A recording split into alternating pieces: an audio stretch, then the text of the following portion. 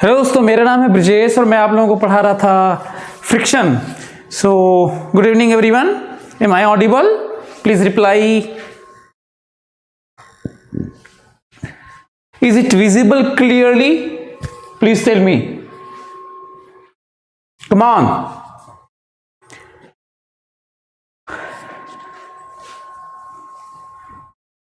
जल्दी बताओ। Is it okay? Fine.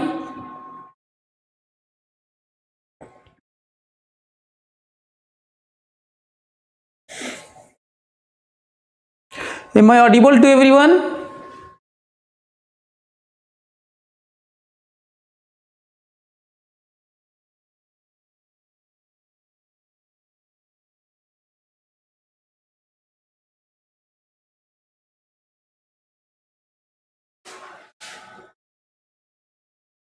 Any problem is there?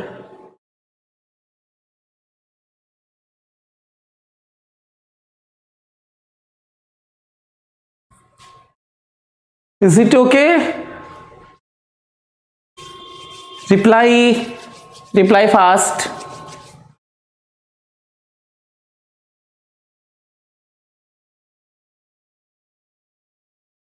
Is it okay now?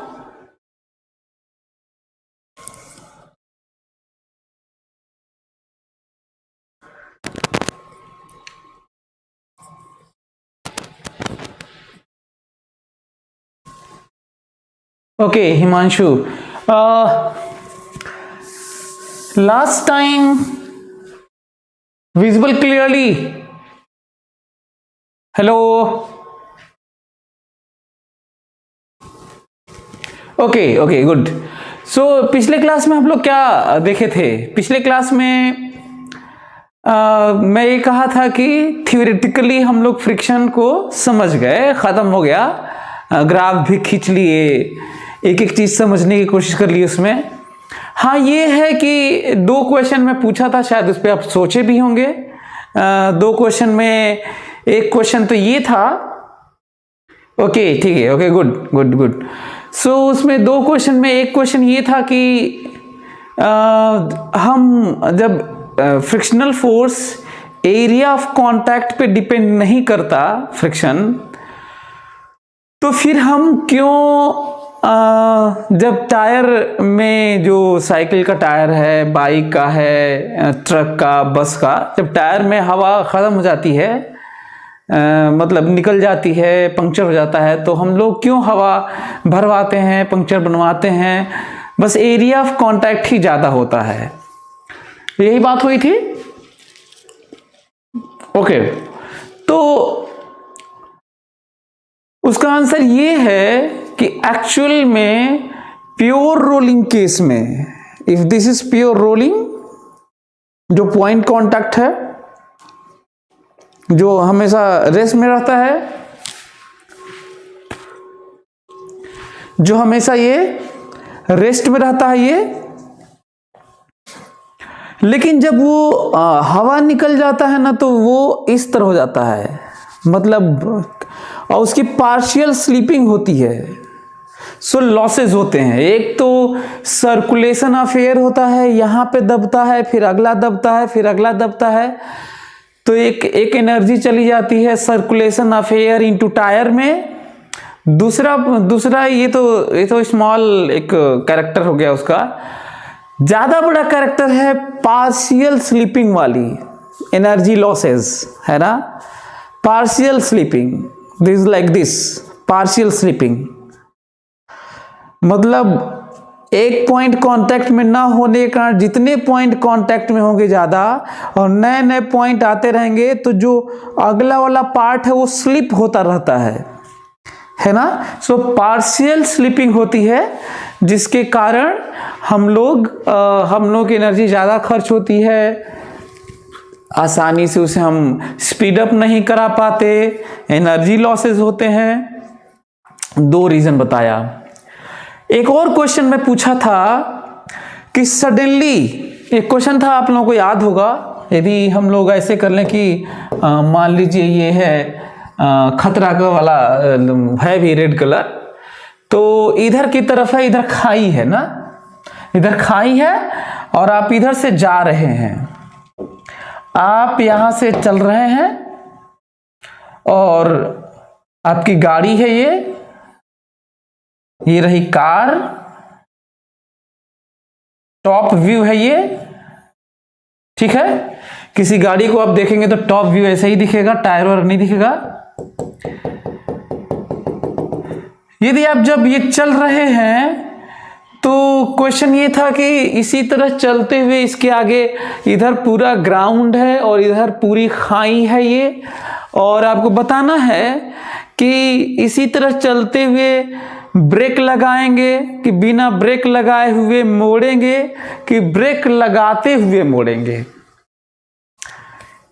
याद होगा शायद आप लोगों से मैं ये क्वेश्चन पूछा था। चलिए ये भी बात कर लेते हैं, उसके बाद हम लोग न्यूमेरिकल वाली बातों पे आएंगे। तो इसका आंसर भी मैं बता दिया था कि आप इसको बस इसी तरह चलाएंगे और ब्रेक लगाएंगे। यदि आप यहां पहुंचे, आपकी गाड़ी यहां रुक गई किसी तरह से, यहां पे आपकी गाड़ी रुक गई, इतने दूरी में गाड़ी रुक गई, तो आप बच जाएंगे। इससे पहले भी रुक जाएंगे तो बच जाएंगे। इमेजिन करिए कि आप यदि किसी तरीके से क्रिटिकली बचे हैं तो केवल मोड़ेंगे तो आप नहीं बचेंगे, आप केवल मोड़ेंगे तो नहीं बचेंगे। देखिए कैसे, ये रहा पॉइंट, ये रहा पॉइंट, यहां से यहां गए तो यदि दूरी मान लेते हैं d है तो केवल मोड़ेंगे ना, केवल मोड़ेंगे तो आपको पता है आप कैसा आप बनाएंगे, पाथ कैसा बनाएंगे वो बता देता हूं। आप पाथ ऐसा बना रहे होंगे, ऐसा। अब सोचिए 2 गुना का बना रहेंगे, 2 गुना रेडियस का। This radius r is nothing but 2d। केवल मोड़ेंगे तो आप ऐसे मुड़ रहे होंगे। आप हमको बताओ, यदि केवल मोड़ेंगे जिसमें मोड़ के लिए केवल फ्रिक्शनल फोर्स जिम्मेदार होगा तो वो ये दूरी बनाएगा, रेडियस बनाएगा मोड़ने वाला। बच पाए क्या? देखिए यहीं के बाद आप खाई में चले गए हैं। यदि यहाँ पे क्रिटिकली बचे होंगे तो मोड़ने वाले में जरूर खाई में जाएंगे, और मोड़ते हुए यदि फ्रिक्शन लगाए होंगे, मोड़ते हुए यदि फ्रिक्शन लगाए होंगे तब आपके केसेस इस तरह के बन रहे होंगे, तब आपके केसेस ऐसे बन रहे होंगे, आपके केसेस ऐसे बन रहे होंगे, आपके केसेस ऐसे बन रहे होंगे, आपके केसेस ऐसे बन रहे होंगे। लेकिन ये कभी नहीं बन रहा होगा कि आप ये बच जाएं, है ना? क्यों? क्योंकि फ्रिक्शन का एक कंपोनेंट आपको मोड़ रहा होगा और फ्रिक्शन का एक कंपोनेंट आपको रिटार्ड करवा रहा होगा। Is it okay? अब आप कहेंगे सर आप ये कैसे, आप तो जबरदस्ती बना दे रहे हैं, जब आप उधर आपका मकसद ही है उसको गिराना, आपका मकसद ही है गलत काटना जो हम लोगों ने बताया है।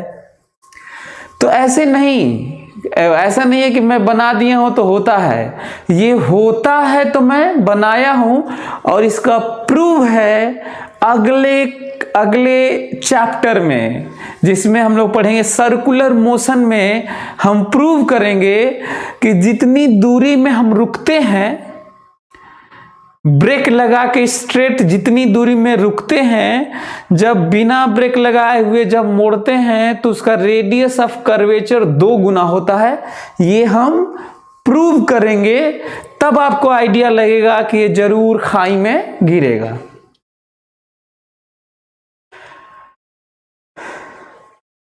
हाँ नहीं, गाड़ी पलट जाएगी इसकी बात अभी नहीं करें। यदि गाड़ी बहुत नीचे हो, गाड़ी के पलटने का हम लोग रोटेशनल में पढ़ेंगे कि गाड़ी के पलटने का कई फैक्टर होते हैं।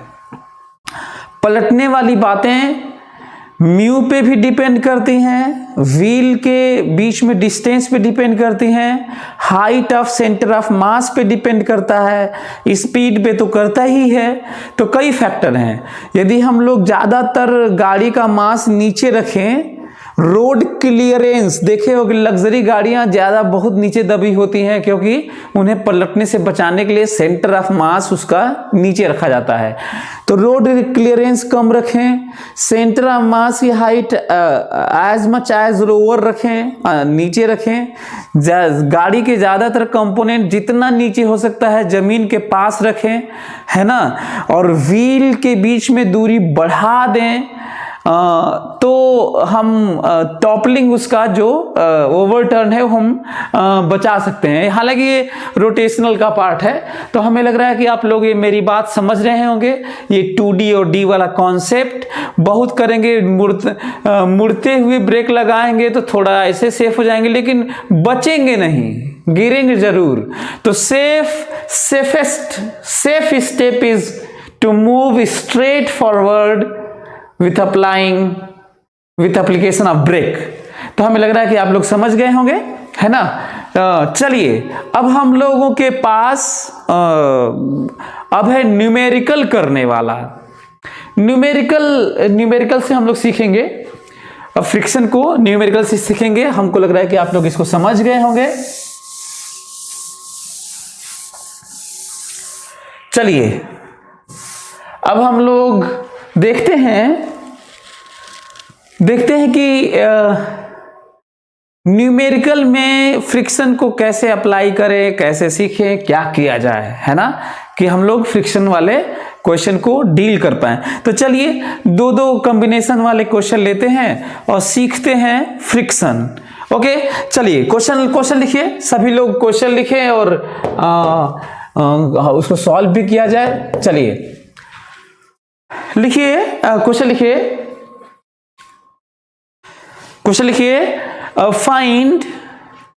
Find acceleration of block and frictional force acting on it.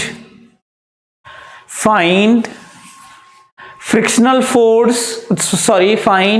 Acceleration of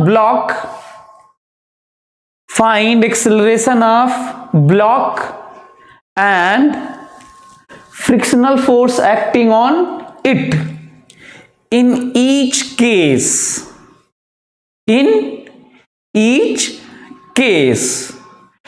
चलिए अब मैं क्वेश्चन तो आपको पता ही है। फाइंड, छोटे में यदि मैं कहूं तो क्वेश्चन ये है, find F and A of block, obviously ना। और चलिए देखिए ये क्या है उसको समझने की कोशिश करिए आप। ये रहा, दो केस लेके चलते हैं ताकि आपको समझ में आए। ये रहा ब्लॉक, दोनों ही केस में ये रहा।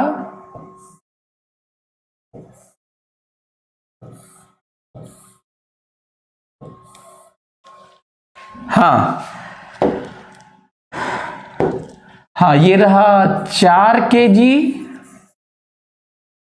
और इस पे फोर्स लग रहा है, इस पे म्यू है, म्यू की वैल्यू दी हुई है 0.2,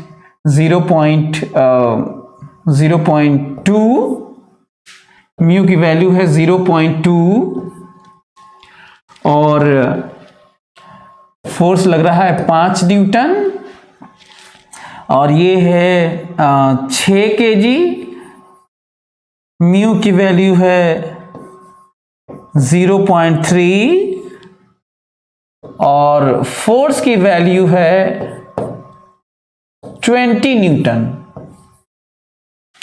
आप लोग सभी लोग आप हमको बताएं कि इन पे ये इन ब्लॉक्स का एक्सेलरेशन कितना है,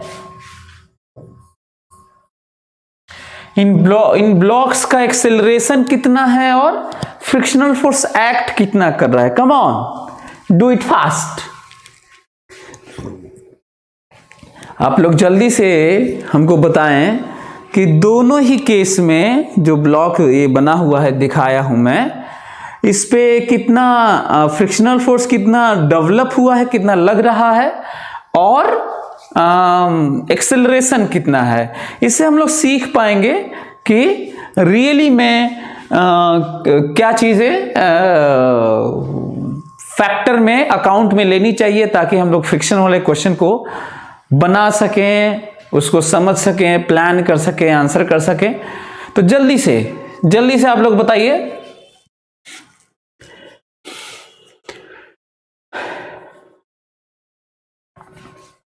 हमें लग रहा है कि पहले वाले का जवाब आप लोगों को आ गया होगा।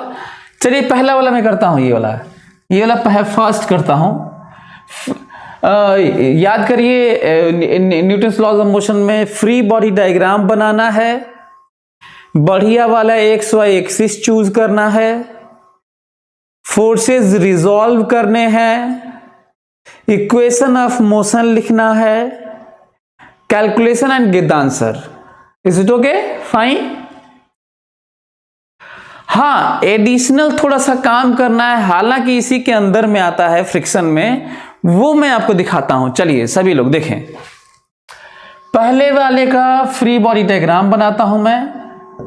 ये रहा फ्री बॉडी डायग्राम, 4 kg, और इसमें फोर्सेस दिखा देता हूं। नीचे 40, ऊपर n, इधर की तरफ 5 न्यूटन, और क्योंकि ये इधर चलना चाहता है तो इधर की तरफ frictional force. This is complete free body diagram. आपको याद दिला दूं फिर से, जितने भी फोर्सेस लगाए जाते हैं, दिखाए जाते हैं फ्री बॉडी डायग्राम में, सब सिस्टम पर लगता है, मतलब 4 kg पर लगता है, और लगाने वाले दूसरे होते हैं, बाहरी होते हैं, जिसे इंग्लिश में एक्सटर्नल भी कहते हैं। Is it okay? फाइन। अच्छा, तो देखते हैं, सभी लोग सीखें, बहुत आराम से प्रेम से सीखना है ताकि आप चीजों को समझ पाएं। चलिए देखिए, फ्री बॉडी डायग्राम हो गया। फ्री बॉडी डायग्राम के बाद याद करो 5 स्टेप तो है न्यूटन्स लॉज ऑफ मोशन, जो रिजिड बॉडी डायनामिक्स है। पूरी दुनिया में जहां देखो वहीं पे एनएलएम की बात होती है।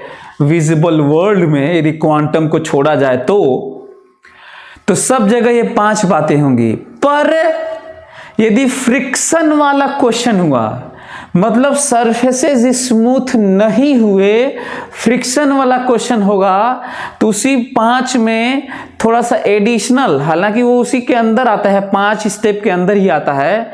अब जरूर इक्वेशन से सबसे पहले नॉर्मल निकालें, देन एफ मैक्सिमम निकालें, देन बैटल करवाएं, और फिर एक्सेलरेशन के बारे में सोचें।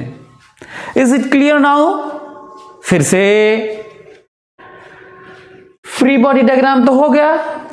अगला स्टेप ध्यान से देखो, अगला स्टेप है एक्स वाई एक्सिस बढ़िया वाला।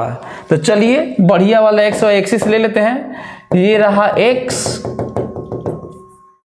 ये रहा एक्स, और ये रहा वाई। ठीक है, बढ़िया वाला एक्स वाई एक्सिस हो गया। अगला वाला स्टेप है फोर्सेस रिजॉल्व करना। तो देखो 5 न्यूटन एफ प्योर एक्स के लॉन्ग है, कोई रिजॉल्व करने की जरूरत नहीं है किसी को। n और 40 भी इसी के लॉन्ग लग रहे हैं, तो y के लॉन्ग, मतलब रिजॉल्व करने की जरूरत नहीं है। केवल उन फोर्सेस को रिजॉल्व किया जाता है जो आधा टेढ़ा होता है, जो न प्योर एक्स के लॉन्ग होता है न प्योर वाई के लॉन्ग, तभी रिजॉल्व किया जाता है। इसका मतलब रिजॉल्व वाला जो स्टेप है वो नहीं मतलब है, जरूरत नहीं है। अगला पॉइंट, उस रिजॉल्व करने में फ्रिक्शन वाले क्वेश्चन में सबसे पहला काम नॉर्मल रिएक्शन निकाला जाए रफ कांटेक्ट पर, और एफ मैक्सिमम निकाला जाए। तो चलिए देखिए, तो जरा हमको साफ पता है इस ओरिजिनल फिगर से, not with respect to the free body diagram, इससे पता चल रहा है कि इसी के अलोंग चलना या नहीं चलना होगा। इसके अलोंग बैलेंस है, तो ये बैलेंस किया इसके अलोंग। वाई वाला लिखने जा रहा हूं, जितना ऊपर उतना नीचे, जितना ऊपर उतना नीचे। ठीक है, अगला स्टेप है, जब n आ जाए तो अगला स्टेप है F मैक्सिमम निकालना, मस्ट है। F मैक्सिमम मतलब mu into N.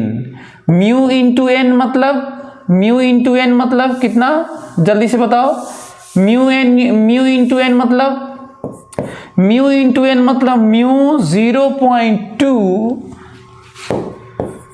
Into N मतलब 40 बराबर 8 न्यूटन। 8 न्यूटन,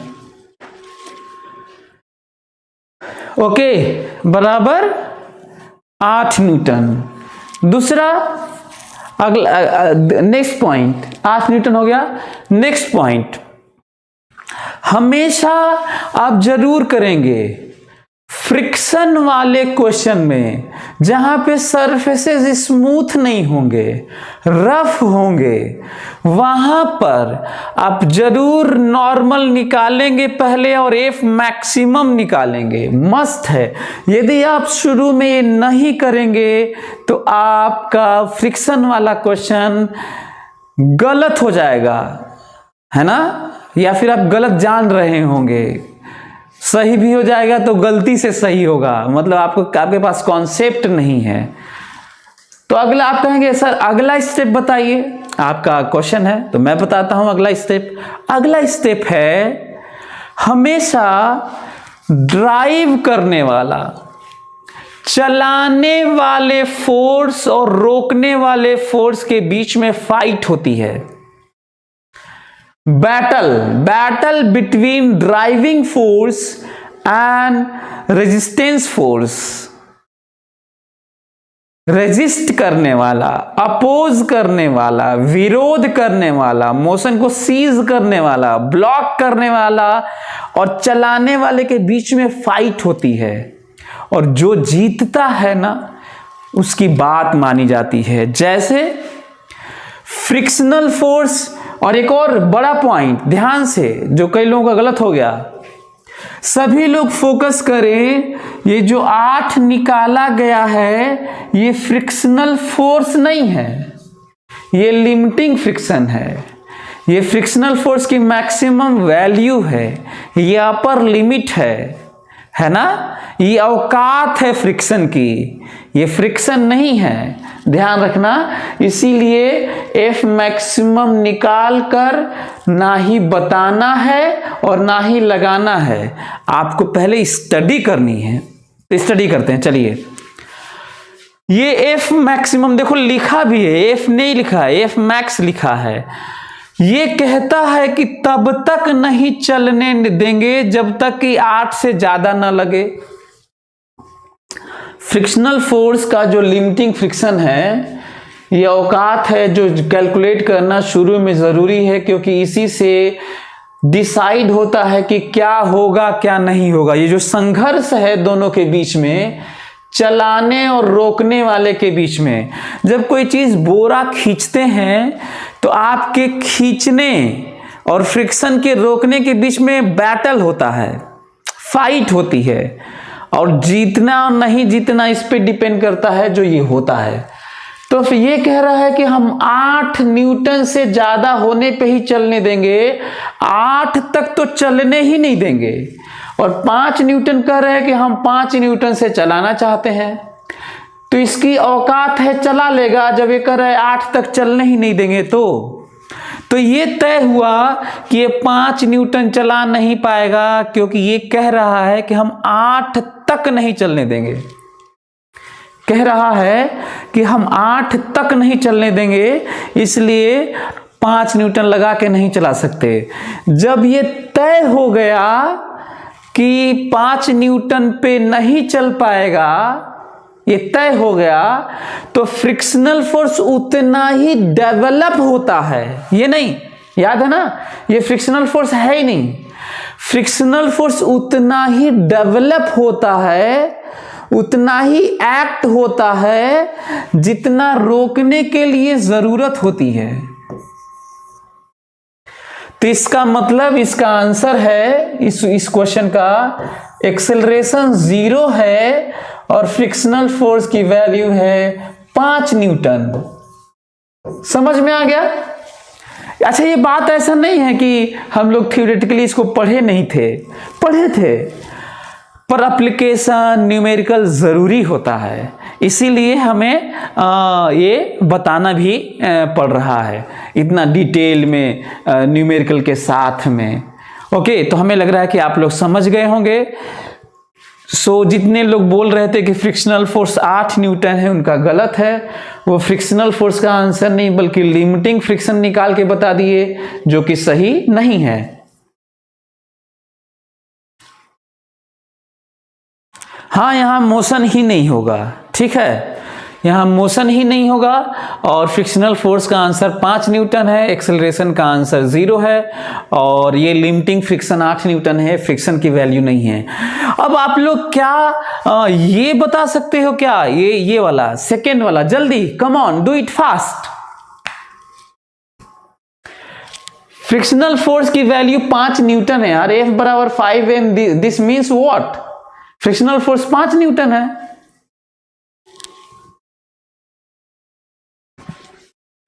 अरे यार, इतना बढ़िया से एक्सप्लेन तो किया था यार।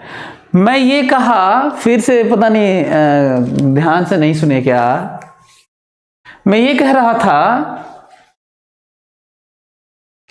ओके चलो, हमें लग रहा है कि समझ गए होंगे सभी लोग। अब ये करें, 6th करें ना, जल्दी से 6 kg वाला, जल्दी से आप 6 kg वाला करें।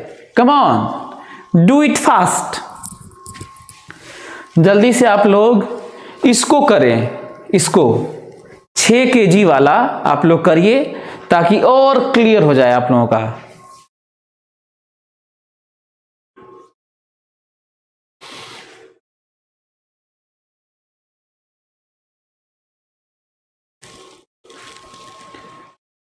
जल्दी चलिए 6 kg वाला करते हैं। आप लोग, हमें लगता है ट्राई कर लिए होंगे, नहीं ट्राई किए हैं तो ट्राई कर लीजिए, ठीक है। चलिए मैं करता हूं, देखिए इधर, ये रहा 6 kg वाला, दिस इज 6 kg, और मैं इसको स्टडी करने जा रहा हूं। याद है स्टेप्स, नीचे 60, ऊपर n, इधर 20, और क्योंकि इधर चलाया जाना है, मतलब इधर कोई चलाना चाहता है, इस बोरे को कोई खींचना चाहता है, this is frictional force. This complete free body diagram. हमें लग रहा है कि अब इसमें, क्योंकि मैं ऊपर वाला बता चुका हूं, तो इसलिए इसमें ज्यादा नहीं बता रहा हूं, आप लोग समझ जाएंगे।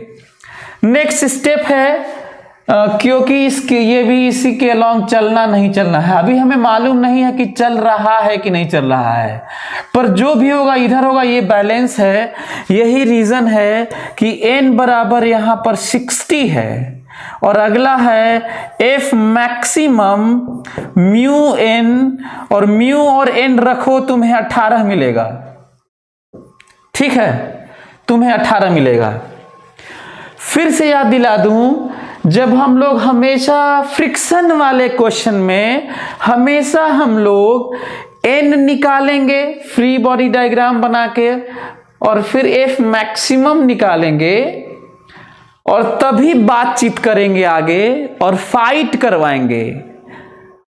After this case, after calculating it, आपको फाइट करवाना है। चलिए 20 न्यूटन कह रहा है कि हम 20 न्यूटन लगा के खींचेंगे, और फ्रिक्शनल फोर्स कह रहा है कि हम 18 तक नहीं चलने देंगे। 18 या 18 से कम कोई लगाएगा, चलाना चाहेगा, चलने नहीं दूंगा मैं, है ना। अब आप हमको बताओ, ये 20 न्यूटन लगा के चलाना चाहता है, और ये कह रहा है कि हम 18 तक रोक देंगे, तो क्या इसकी औकात में है कि रोक पाएगा? अरे ये 18 तक ही ना रोकेगा यार, 20 को थोड़ी रोक पाएगा, 20 को नहीं रोक पाएगा ना। तो क्योंकि 20 को नहीं रोक पाएगा, इसलिए अब हमें पता चल गया कि ये चलेगा। तो ये देखो चलेगा, ये पता चल गया, चलेगा। अच्छा, अब नया एक बड़ा पॉइंट आ रहा है, जब पता चल गया चलेगा, पता चल गया बोरा सरक रहा है, बॉक्स सरक रहा है, ब्लॉक सरक रहा है, टेबल सरक रहा है, चल रहा है, तो F मैक्सिमम लगता है। कितना लगता है? मैक्सिमम लगता है। इसलिए फ्रिक्शनल फोर्स का आंसर इस बार 18 ही है। अच्छा, मैं ये नहीं कह रहा हूं ये फ्रिक्शनल फोर्स हो नहीं सकता, होता नहीं है, हो सकता है, ये है ना, मतलब इसकी ये भी, इसकी भी वैल्यू हो सकती है, लेकिन आप डायरेक्ट ऐसे लगा नहीं सकते। ठीक है, तो फ्रिक्शनल फोर्स की वैल्यू है 18 न्यूटन और एक्सेलरेशन है, जरा देखो, ये तो बैलेंस है, इस पे तो बात ही नहीं करनी है। इधर देखो, नेट फोर्स 20 माइनस 18, F बराबर ए में लिखने जा रहा हूं भाई, ये सभी लोग देखें, F बराबर ए में 20 माइनस 18 बराबर मास इंटू एक्सेलरेशन, और एक्सेलरेशन का आंसर है 1/3 मीटर पर सेकेंड स्क्वायर। मैं यही बताना चाहता था, मैं आप लोगों को यही बताना चाहता था। तो हमें लग रहा है कि आप लोग समझ रहे होंगे, आप लोगों को क्लियरली चीजें समझ में आ रही होगी, किसी को कोई प्रॉब्लम नहीं हो रही होगी। ये रहा clear, is it okay, fine. चलिए, तो अच्छा, हाँ, अब आप लोगों को ज्यादा रियलाइज हो रहा होगा फ्रिक्शन के बारे में, क्योंकि न्यूमेरिकल में ना डिजिट्स होते हैं, सिंबल होते हैं, तो फिर थोड़ा कम समझ में आता है, इसीलिए मैं डिजिट लेके आप लोगों को समझा रहा हूं।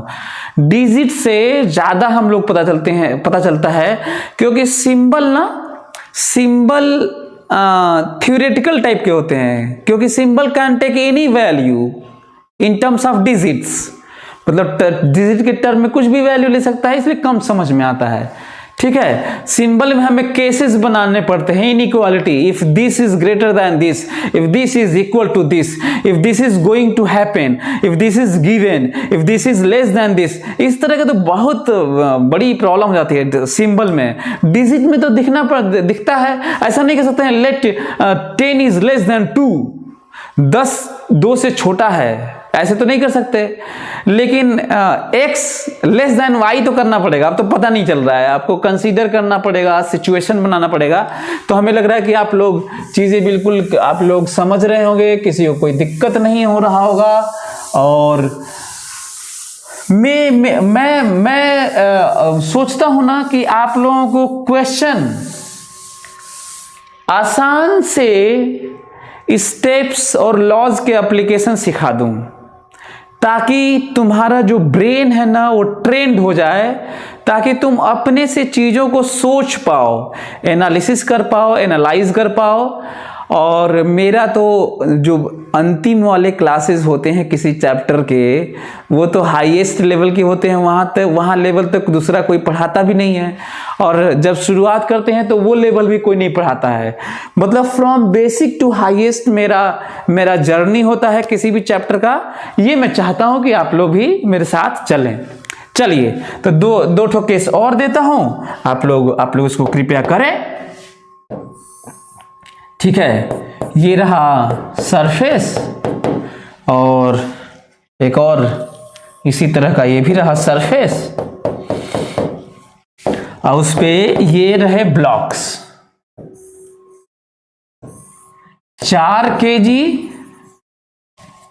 म्यू की वैल्यू है 0.3 म्यू एस, और म्यू के की वैल्यू है 0.25, और फोर्स लग रहा है इस पे, फोर्स की वैल्यू है जो लग रहा है खींचने के लिए, वो है 10 न्यूटन। यहां पे है, ये है 10 kg, और म्यू की वैल्यू है, म्यू एस की वैल्यू है 0.4, और म्यू के की वैल्यू है 0.3, और फोर्स की वैल्यू है फोर्स की वैल्यू है 50 न्यूटन। चलिए जल्दी से आप लोग इसका आंसर कर दीजिए please, come on, do it fast. ये दोनों केस की प्रैक्टिस फिर से कर लीजिए। इस बार म्यू एस म्यू के दिया हुआ है, ताकि हम लोग ये म्यू एस म्यू के का भी एप्लीकेशन हम लोगों को आ जाए। इसलिए 2 क्वेश्चन ये आपके लिए। ओके, चलिए डू इट फास्ट, जल्दी से आप लोग इसे करिए, come on, do it fast, और स्टेप को फॉलो करिए आप लोग। पहले वाले इस 4 kg का आंसर बताइए, जल्दी से बताइए कि फ्रिक्शनल फोर्स कितना लग रहा है और एक्सेलरेशन कितना है। कम ऑन, जल्दी से बताइए कि फ्रिक्शनल फोर्स कितना लग रहा है और एक्सेलरेशन कितना है। एक जन का आंसर आ गया, जल्दी से बाकी लोग भी कैलकुलेट करिए, सभी लोग फटाफट आंसर करो। चलिए टाइम इज ओवर। अब मैं आपको बताने जा रहा हूं, यदि आप अपने से नहीं किए होंगे तो बहुत बड़ा लॉस कर रहे होंगे आप अपना, ठीक है। चलो देखो तो, ये रहा 4 kg। मैं उन सारी चीजों को फिर से फॉलो करने जा रहा हूं जो न्यूटन्स लॉज ऑफ मोशन के लिए जरूरी है। सबसे पहले नीचे 40, ऊपर n, खींचने वाला 10 न्यूटन और रोकने वाला अभी F हमें मालूम नहीं है, क्योंकि अभी कुछ भी पता नहीं है कि क्या होने, what is going to happen. So अगला स्टेप है, कोई आधा टेढ़ा फोर्स तो है नहीं अभी, सब चीजें एक्सिस मानोगे तो मैं कहूंगा ये एक तो एक्स है और इधर वाई है।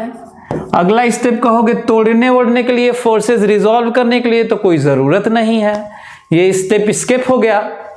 अगला स्टेप है, ये इस फोटो से लग रहा है कि इधर ही उधर बोरा आपका चलेगा, इधर बैलेंस है। यदि इधर बैलेंस है तो n बराबर 40, और अगला है F मैक्सिमम जो कि म्यू n होता है, और निकालने पे F static maximum mu S n, this is mu S n। तो कितना हो जाएगा, म्यू एस n करो, म्यू एस n 12 न्यूटन, और F के दैट इज म्यू के n, that is how much, इसको इसमें मल्टीप्लाई करो, म्यू के n, तो कितना हो जाएगा 10 न्यूटन। ठीक है, समझने की कोशिश करो ध्यान से सभी लोग। अभी ये रेस्ट में है तो म्यू एस से ही शुरुआत होगी, म्यू के की बात ही नहीं होगी। म्यू के की बात तो तब होगी जब बोरा सरकने लगेगा, स्टैटिक को ओवरकम करेगा, और जैसे ही चीजें चलने लगती हैं, सरकने लगती हैं, तो काइनेटिक वाला लगने लगता है। शुरुआत करने के लिए स्टार्टिंग में कि चलेगा कि नहीं चलेगा, डिसीजन में म्यू के का कोई रोल नहीं होता, उसमें केवल स्टैटिक स्टडी होता है। तो चलिए कैलकुलेशन भले ही मैं दोनों कर दिया हूं, लेकिन इसी से बातचीत होगी, इसी से। तो चलिए, चलाने वाला कह रहा है कि हम 10 न्यूटन से चलाएंगे, और स्टैटिक वाला कह रहा है कि हम तो 12 तक तो नहीं चलने देंगे, 12 न्यूटन या उससे कम कोई लगाएगा तो हम चलने नहीं देंगे, है ना। तो ये पहले बताओ कि इसकी औकात है, चला लेगा, बैटल होगा ना, संघर्ष होगा चलाने वाले और रोकने वाले के बीच में। रोकने वाले का लिमिट है 12 और चलाने वाला चलाना चाहता है 10 न्यूटन लगा के, इसकी औकात है चला लेगा? 12 न्यूटन तक नहीं चलने देगा। यहां 12 लगाओगे तो भी चलने नहीं देगा। तो ये तय हुआ कि ये चलेगा नहीं और एक्सेलरेशन 0 है। ये तय हुआ कि ये चलेगा नहीं और एक्सेलरेशन 0 है।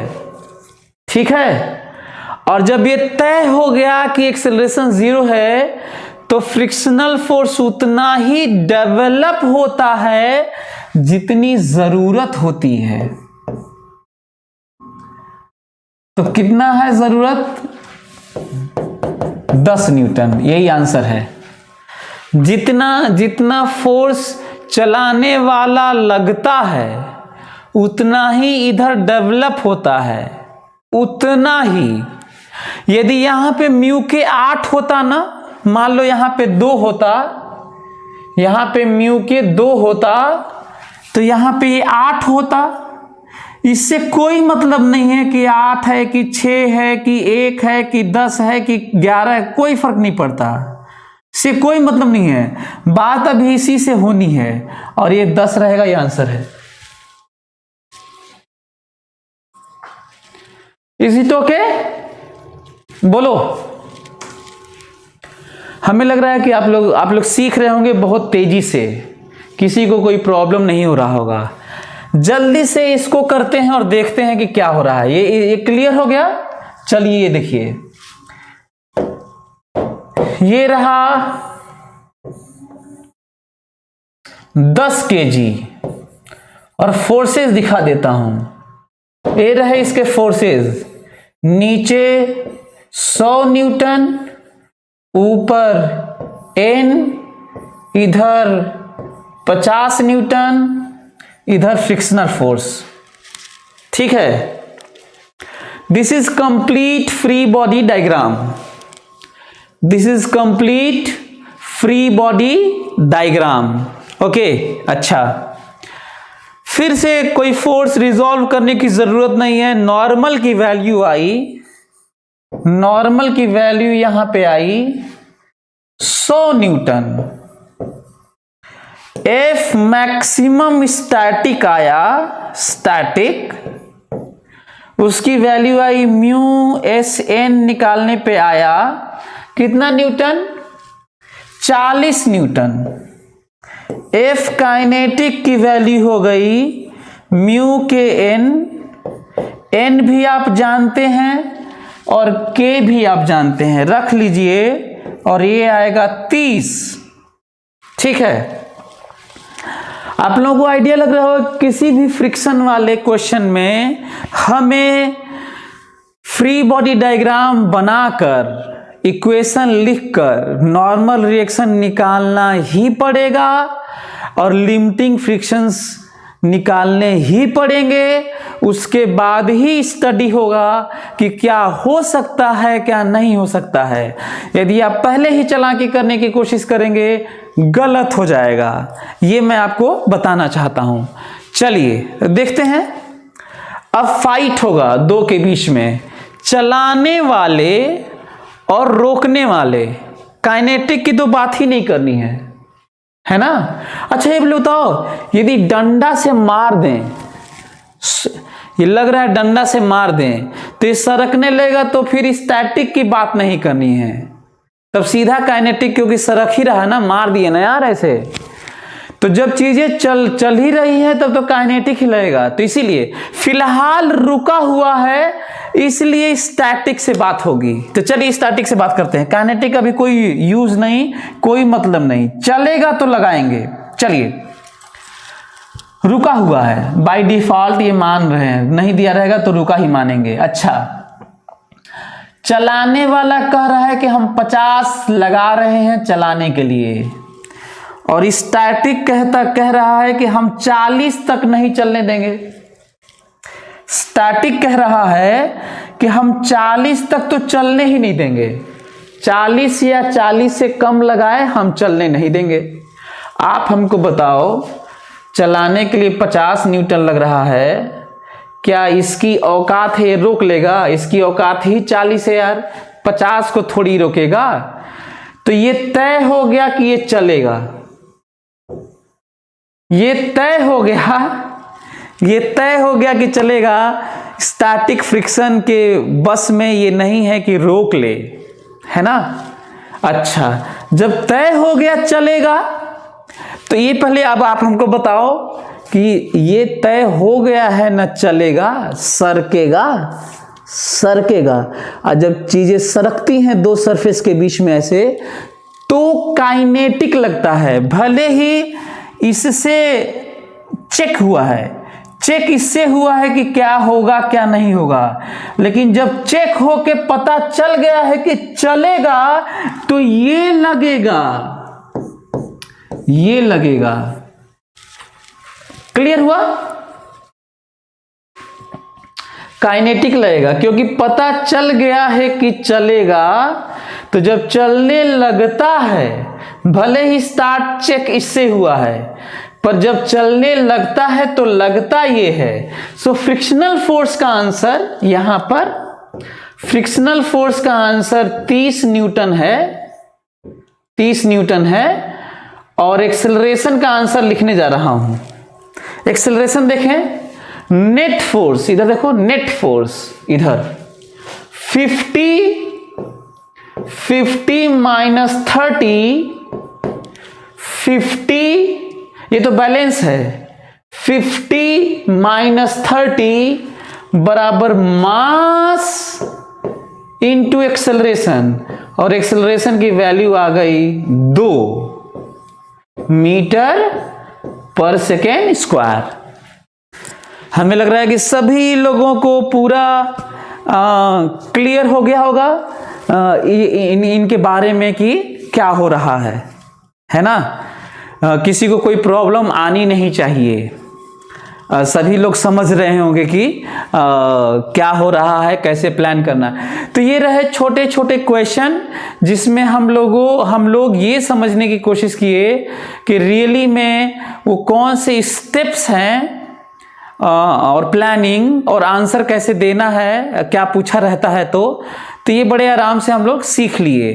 अब अगले 2 क्वेश्चन से और ज़्यादा क्लियर हो जाएगा और कुछ नई चीज़ें आप लोगों को सीखने को मिलेंगी। तो चलिए, हमें लग रहा है कि आप लोग बहुत तेज़ी से सीख रहे हैं, किसी को कोई प्रॉब्लम नहीं आ रहा होगा, क्योंकि मैं पढ़ा ही इतने आराम से रहा हूँ कि आप लोगों को कोई प्रॉब्लम आना नहीं चाहिए। चलिए, तो अब हम लोग देखते हैं अब नई चीज़, थोड़ी सी हटके, कुछ अलग हटके। चलिए, अब अलग हटके तो अब यही है, अलग हटके, ये रहा अलग हटके।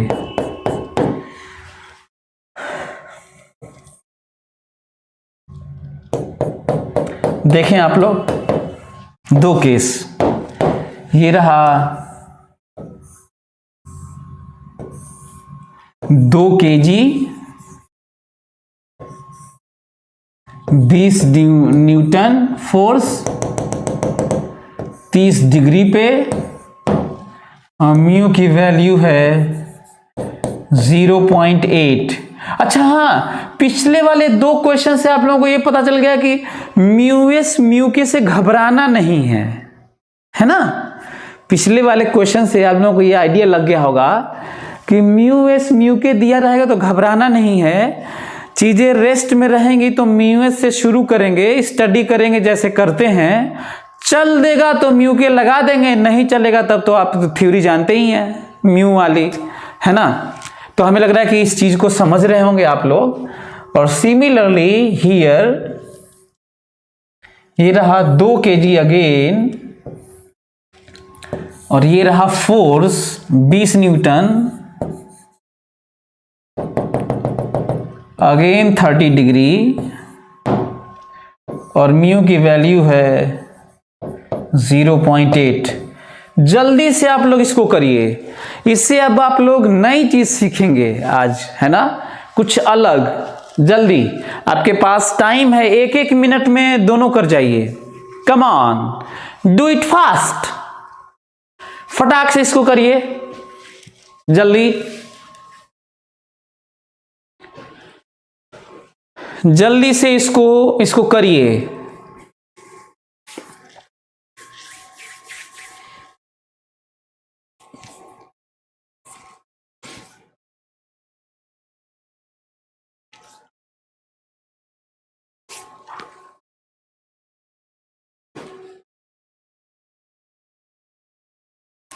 Come on, do it fast.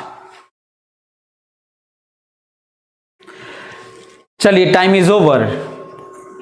हमें लग रहा है कि पहला वाला कर लिए होंगे। अच्छा, सभी लोग कम से कम मेरे साथ करो ना। चलो, 2 kg का फ्री बॉडी डायग्राम बनाओ। 2 kg का फ्री बॉडी डायग्राम बनाओ। अच्छा वाला एक्स वाई एक्सिस चूज करो। फोर्सेस रिजॉल्व करो। इक्वेशन लिखो। Calculate and get the answer, है ना। तो इसको करो ना। और बाकी बीच में तो आप जानते हैं कि नॉर्मल निकालना है और एफ मैक्सिमम और बैटल फाइट, ये सब तो करना ही है क्योंकि फ्रिक्शन है। तो चलिए मैं आपको दिखाता हूं कि किस तरीके से कुछ नई बातें इसमें निकल के आ रही हैं। सभी लोग देखें इसमें ध्यान से। 2 kg, फोकस, काफी कुछ सीखने को मिल सकता है आपको इससे। अच्छा हाँ, सबसे पहले mg दिखा देते हैं। देखिए आप लोग, सबसे पहले 20, दिस इज n। यहां पे भी एक फोर्स लग रहा है 20 न्यूटन का, एंगल 30 डिग्री। और क्योंकि इससे ये आइडिया लग रहा है कि इधर सरकना चाहता है, बोरा जब आप ऐसे पकड़ के खींचते होंगे बॉक्स, तो भी वो इसी पे सरकता होगा, और इसीलिए प्लेन में ही frictional force. This is complete free body diagram. कई लोग सोचते हैं ना, कई लोग सोचते हैं कि फ्री बॉडी डायग्राम में इसे तोड़ना होता है। नहीं, फ्री बॉडी डायग्राम इतना ही होता है। This is complete free body diagram. Okay, अच्छा ध्यान से, यदि ये ऐसा है और ये फ्री बॉडी डायग्राम बन गया है, तो याद करो हमारा उद्देश्य है नॉर्मल रिएक्शन निकालना, एफ मैक्सिमम लिमिटिंग फ्रिक्शन निकालना, और फिर फाइट करवाना चलाने और न चलाने वाले के बीच में। यही सब चीज़ें फ्रिक्शन में होती हैं, जैसा कि मैं बता चुका हूँ। चलिए, अच्छा वाला जरा बताओ तो, अच्छा वाला एक्सिस कौन सा होता है भैये? अच्छा वाला एक्सिस वो होता है कि ये इधर चलने वाला है, इधर ही ऐसे ही चलेगा। तो एक बढ़िया एक्सिस ये है, let this is x and let this is y। ये मैं अपने से x y माना हूं, है ना। और कैसे आसान होता है मानना, वो मैं बता भी चुका हूं। अगला स्टेप है एक्स वाई एक्सिस मानने के बाद वो नॉर्मल रिएक्शन निकालने की प्लानिंग करना। आप हमको बताओ, नॉर्मल तो y से ही स्टडी होगा, तो चलो इससे पहले नॉर्मल निकालें, हम फोर्स को रिजॉल्व कर लेते हैं। इधर लिखोगे तो 20 cos 30 लिखोगे, 30 डिग्री, और इधर लिखोगे तो 20 sin 30 लिखोगे। बोलो, 20 cos 30 का मतलब होता है 10√3, cos 30 होता है √3/2, वैल्यू लिखो 10√3। और इसका होता है 10 sin 30 की वैल्यू होती है 20 sin 30 डिग्री। sin 30 डिग्री होता है 1/2, रख के देखो 10 आएगा। ठीक है, अगला पॉइंट, नॉर्मल के बारे में समझने की कोशिश करो तो जरा थोड़ा सा आज फिर से नॉर्मल सीख लो। जब कोई किसी सरफेस पे कोई चीज इंटरेक्शन में रहता है, तो जब वो सरफेस से अंदर जाना चाहता है तो नॉर्मल लगा के रोकता है, लेकिन अवे जाना चाहता है तो कहते हैं जाओ, बस कहता है अंदर नहीं जाने दूंगा। यही सरफेस होता है। जिस जमीन पर मैं खड़ा हूं, वो जमीन कह रही है कि कूदना चाहते हो, टंगना चाहते हो, ऊपर जाना चाहते हो, जाओ, भाड़ में जाओ, लेकिन अंदर नहीं जाने देंगे, हम नॉर्मल लगा के रोक देंगे। ठीक है, तो ये चीज समझने वाली है, नॉर्मल लगता क्यों है। तो चलिए देखिए तो जरा, वाई के अलोंग, यहीं पे नॉर्मल बात हो रही है, वाई के अलोंग। अच्छा, जब भी आपको नॉर्मल वाला न समझ में आए, या रस्सी का टेंशन न समझ में आए, या कोई भी हुक का फोर्स न समझ में आए, वायर का फोर्स न समझ में आए, वॉल का फोर्स समझ में न आए, पुली रॉड सपोर्ट का फोर्स समझ में न आए, तो उसको समझने के लिए एक ही तरीका है, उसको छोड़कर देखो कि हो क्या रहा है, होने क्या वाला है, क्या होने जा रहा है, और जो तुम्हें नहीं समझ में आ रहा है उसके होने से क्या होगा, वो करेगा क्या। यही तरीका है साइंस को समझने का, उसे करने का, और किसी भी चैप्टर के लिए इसी तरह की बातें हैं। फिर से सुनो मैं क्या बोल रहा हूं। जब कोई एक फोर्स का डायरेक्शन ना समझ में आए, उसकी वैल्यू ना समझ में आए, उसकी बातें, उसका सिचुएशन, उसकी एक्टिविटी ना समझ में आए, तो थोड़ी देर के लिए, फॉर द टाइम बीइंग, आप उसको छोड़ो और बाकी सारी चीजों को देखो, और उन बाकी सारी चीजों से क्या होने जा रहा है, और जो आपको नहीं समझ में आ रहा है वो क्या करेगा रहेगा, तो आपको आइडिया लग जाएगा कि क्या होना चाहिए। जैसे नॉर्मल को मैं छोड़ के बात करना चाहता हूं, अभी नहीं समझ में आ रहा है नॉर्मल का क्या रोल है, कितना है, किधर है ना, तो नॉर्मल को छोड़ के देखता हूं। बताओ मेरे इस क्योंकि हमें ये देखना है, मेरे इस 20 न्यूटन का कंपोनेंट इधर 10 है और mg नीचे 20 है, यहां पर अर्थ खींच रही है नीचे 20 और मेरे फोर्स का कंपोनेंट ऊपर है 10। 20 मत कहो, 20 तो टेढ़ा लगा रहा हूं ना, तो इधर 10 है। बताओ नीचे 20 और ऊपर 10 मिलाकर ब्लॉक किधर जाना चाहता है? नीचे 20 है, ऊपर 10 है, ब्लॉक किधर जाना चाहता है? नीचे। तो सरफेस कहेगा घुसने नहीं दूंगा मैं। अच्छा ऊपर जाना है तो जाओ, भाड़ में जाओ, नीचे नहीं जाने दूंगा मैं। तो बैलेंस करते हैं।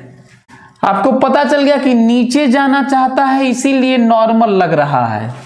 इसका मतलब ये वाला बैलेंस करता हूं, वाई वाला। जितना ऊपर n+10 बराबर उतना ही नीचे। ऊपर टोटल ऊपर बराबर टोटल नीचे, ये बैलेंस कर रहा हूं। और n की वैल्यू आ गई 10, n की वैल्यू आ गई 10। इसका मतलब जो लोग इस तरह से रटे रहते हैं कि नॉर्मल तो mg होता है, तो mg हो भी सकता है, नहीं भी हो सकता। यहां पे कहां mg है? नॉर्मल की वैल्यू कहां mg है? नॉर्मल की वैल्यू तो 10 है, 20 थोड़ी है। तो एक तो ये समझ, एक नई चीज ये मिली कि नॉर्मल की वैल्यू हमेशा ऐसे mg नहीं होती है ना। पिछले वाले चारों पार्ट में, चारों क्वेश्चन में mg रहा होगा, पर हमेशा नहीं होता। ठीक है, अगला वाला पॉइंट जो समझने। अच्छा हाँ, एक और चीज है, यदि मैं यहीं पे थोड़ा सा वेरिएशन के नाम पे थोड़ी सी बात करूं। देखो तो माना कि 200 न्यूटन लगाए, 20 न्यूटन की जगह 2 kg पर बोल दिया हाथी को पकड़ के खींचने के लिए, हाथी 200 न्यूटन। तो फ्री बॉडी डायग्राम में यहां पे 200 आएगा, यहां 200 होगा तो यहां पे 100√3 होगा, 100√3 होगा, और ऊपर 100 होगा। अब मैं सोचता हूं ऊपर 100 और नीचे 20, अब इसको भूल जाओ। ऊपर 100 और नीचे 20, बताओ किधर जाना चाहता है? ऊपर। तो नॉर्मल छूट जाएगा, कहा जाओ भाड़ में। तब हम क्यों रोके? नीचे घुसने नहीं दूंगा। नीचे जाना चाहोगे तो नॉर्मल लगा के रोक देंगे, ऊपर जाना चाहोगे तो हम 0 हो जाएंगे, छोड़ देंगे, जाओ। ये है नॉर्मल का बिहेवियर। सो ये उड़ जाएगा, ये इधर भी जाएगा और ऊपर भी जाएगा, और ये टेढ़ा ऐसे भागेगा। तो हमें लग रहा है कि आप लोग ये भी समझ रहे होंगे कि चीजें क्या हो रही हैं। किसी को कोई दिक्कत नहीं आ रही होगी, हमें लग रहा है। क्यों? बोलो, इज इट ओके? जब 200 होगा तो उड़ जाएगा, नॉर्मल 0। तो नॉर्मल क्यों लगता है, ये समझने वाली एक बात है ना। तो अच्छा, फिर से वही हुआ कि नॉर्मल होगा कि नहीं होगा, क्या होगा। तो नॉर्मल को छोड़ के बात कर लो भाई, रस्सी का टेंशन छोड़ के बात कर लो, स्प्रिंग का फोर्स छोड़ के बात कर लो, पुली का डंडा छोड़ के बात कर लो, तो फलाना ढमकाना कुल छोड़ के बात कर लो, यदि नहीं समझ में आ रहा है तो ये बहुत जरूरी है कि जब आपको कोई चीज ना समझ में आए तो आप उसको छोड़ के देखिए कि क्या होना चाहिए और जो नहीं समझ में आ रहा है वो क्या कर सकता है। तो ये बहुत क्लियर आइडिया लगेगा। एनीवे, हाँ, अगला आप लोगों को याद होगा, हमें एफ मैक्सिमम निकालना है और एफ मैक्सिमम होता है म्यू एन। म्यू दिया है, म्यू और एन, जल्दी से कैलकुलेट करो, आएगा 8। कैलकुलेट करो, म्यू और एन रख के देखो, 8 न्यूटन आएगा। Is it okay? Fine, okay. चलिए आप हमको बताओ अगला स्टेप क्या है।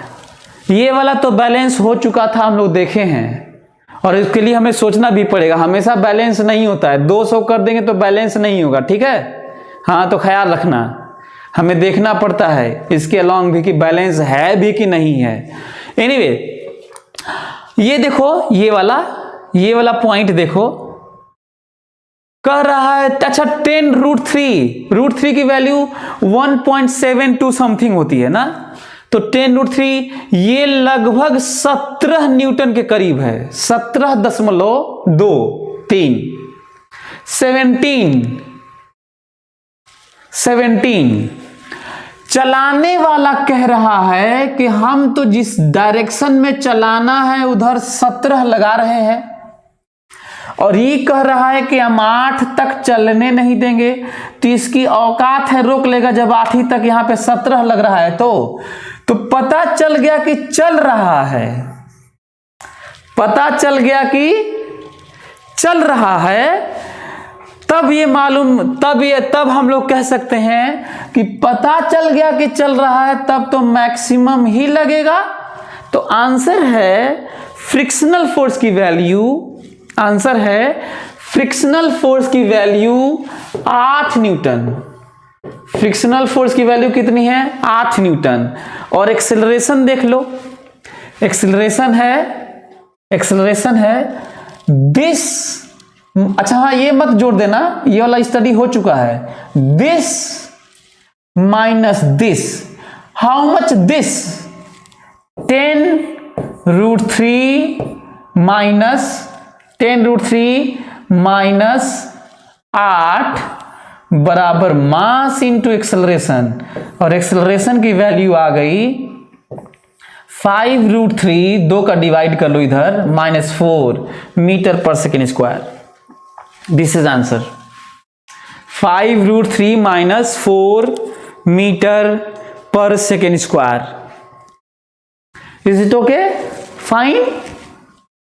5√3 minus 4 metre per second square, ये है, ये आंसर है। और फ्रिक्शन का आंसर है, फ्रिक्शन का आंसर है 8 न्यूटन। फ्रिक्शन 8 न्यूटन लग रहा है। कई लोगों का तो 16 आ गया होगा, क्योंकि mg से ले लिए होंगे, 16 हो गया होगा। तो गलत है ये, और ये समझना है। क्या आप लोग इसको बता सकते हो? ये वाला जल्दी से करो, 1 मिनट टाइम लो और इसको कर दो जल्दी। Come on, do it fast. जल्दी से 1 मिनट टाइम लो और इसको कर दो, 1 मिनट, 1 मिनट, और आंसर जल्दी। Come on, do it fast, come on, जल्दी।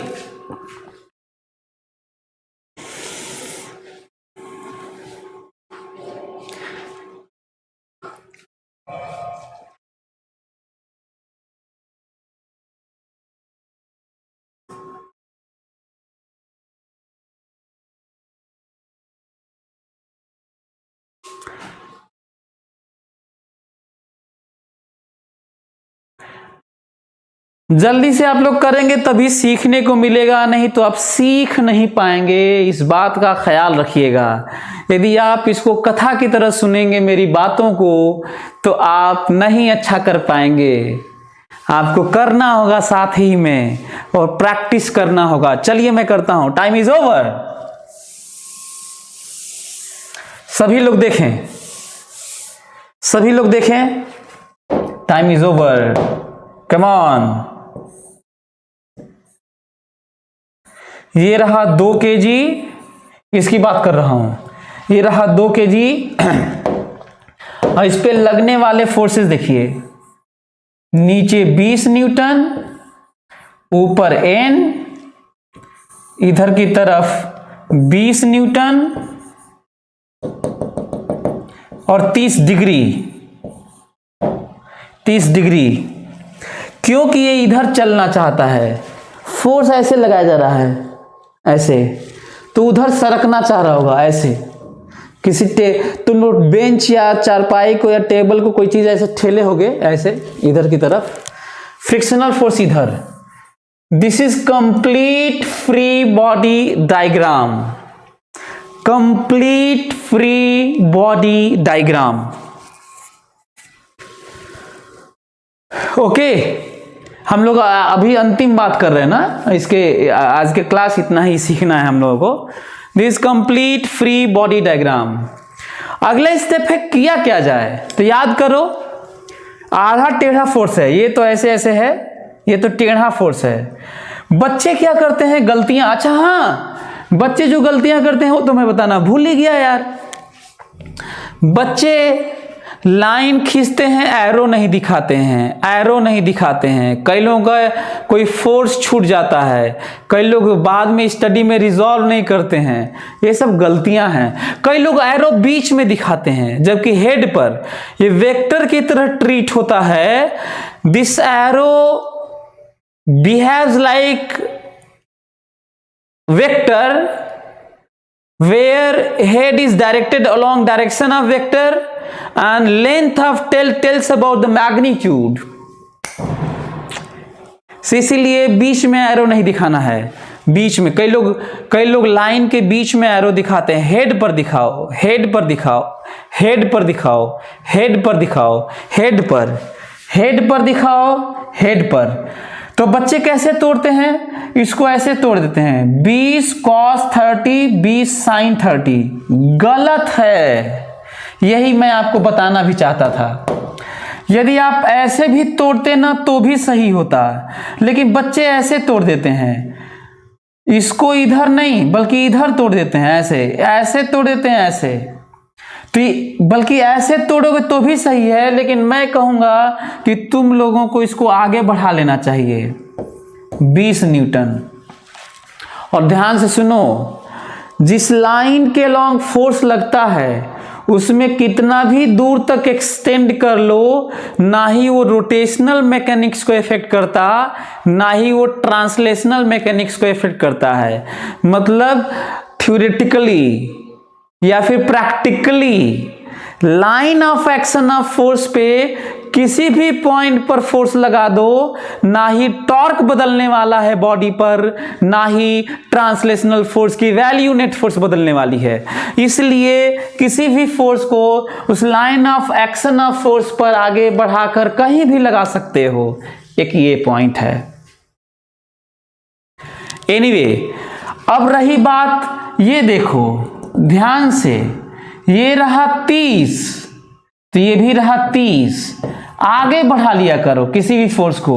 जब कोई फोर्स कम समझ में आए तो आगे बढ़ा लिया करो और कहो कि ये आमने सामने एंगल 30 हो गया, ये भी 30 तो ये भी 30, और इसको इधर करो, कहो ये 20 cos 30 है, और इधर कहो 20 sin 30 है।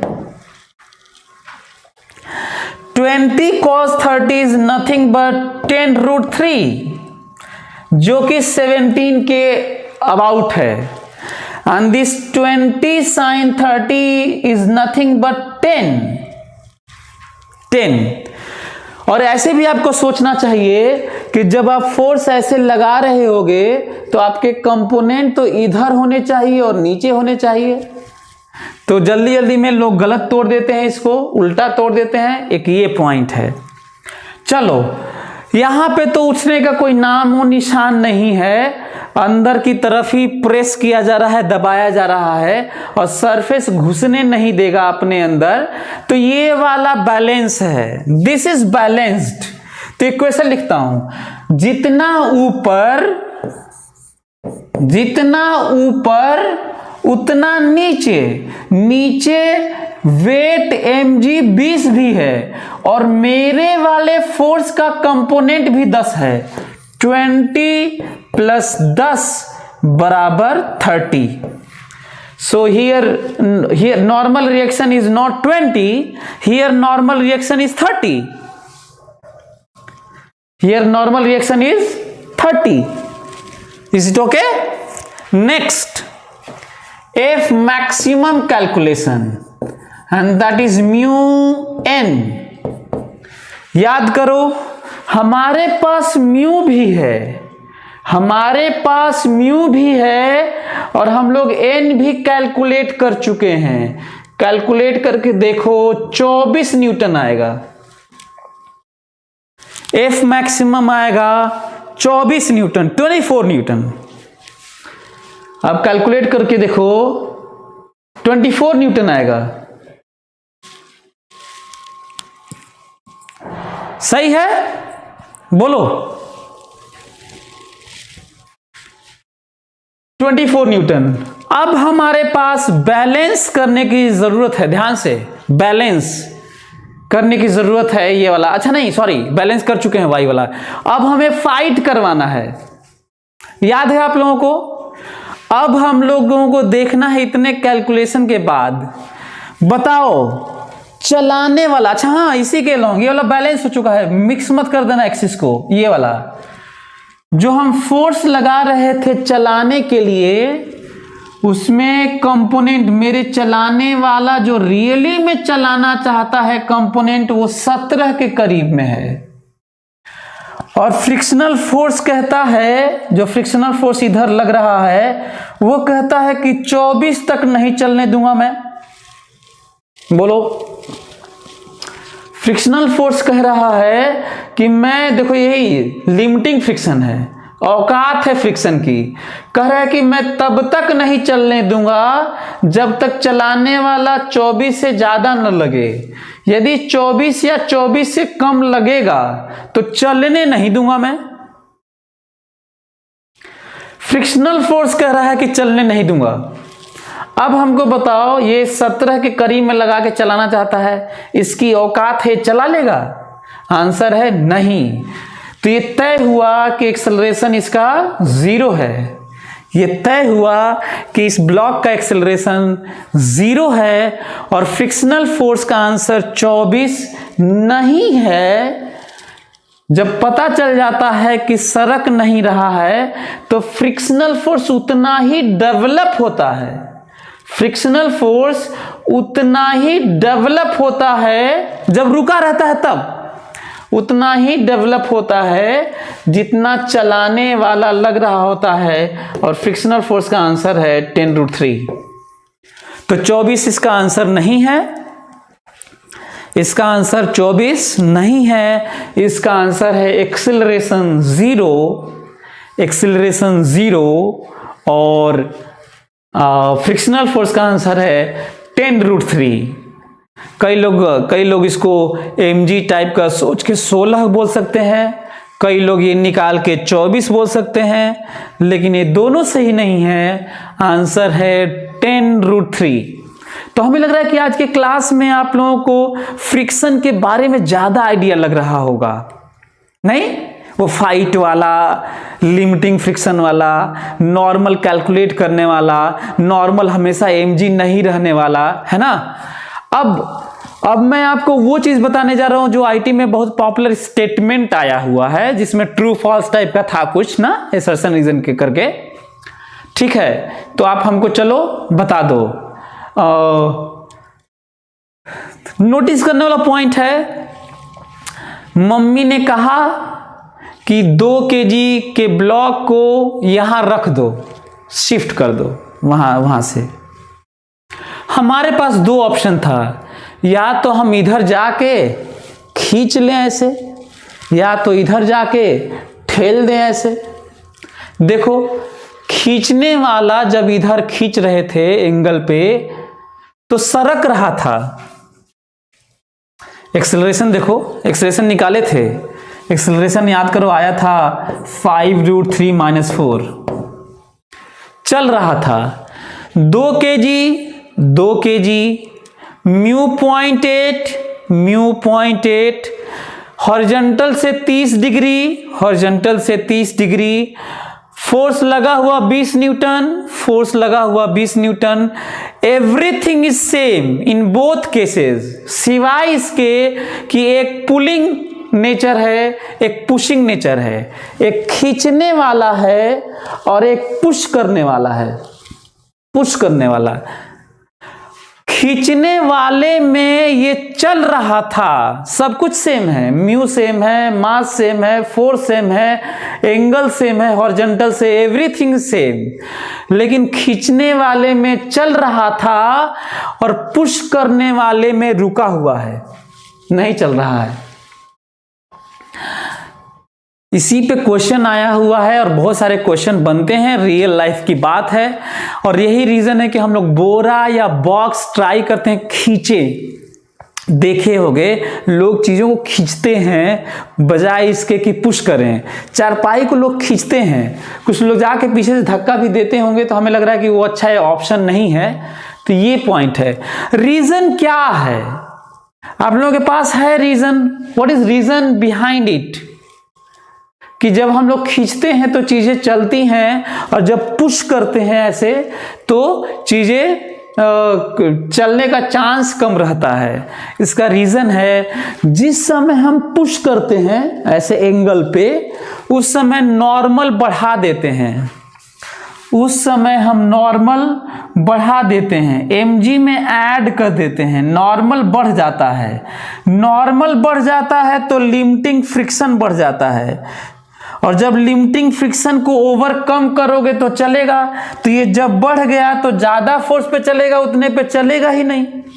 जब आप खींचते हैं तो नॉर्मल को कम कर देते हैं, जब आप खींचते हैं तो नॉर्मल को कम कर देते हैं, नॉर्मल को कम कर देते हैं, नॉर्मल को कम कर देते हैं तो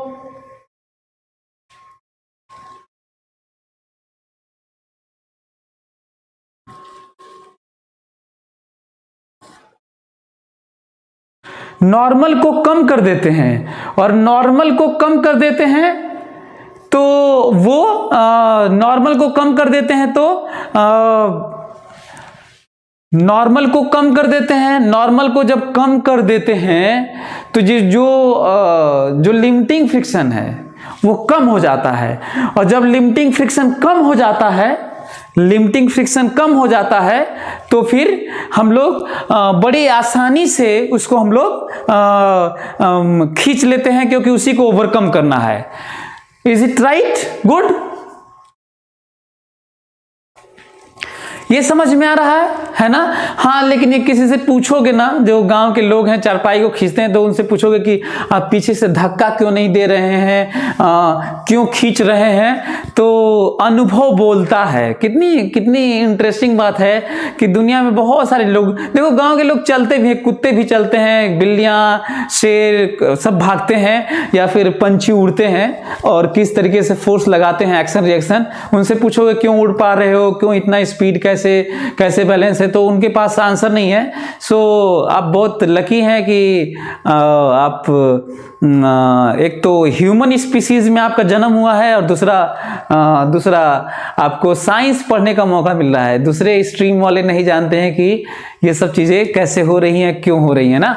एनीवे, सो हमें लग रहा है कि इस पे स्टेटमेंट आप लिख लीजिए। Statement, it is easier to pull the box than push the box. Write down, it is easier to, write down, एक स्टेटमेंट नोट करके लिख लो, it is easier to pull the box than push the box, pull the box than push the box, it is easier to pull the box than push the box. CIT में question आ चुका है ये, and इसके पीछे reason क्या होगा? It is easier to pull the box than push the box due to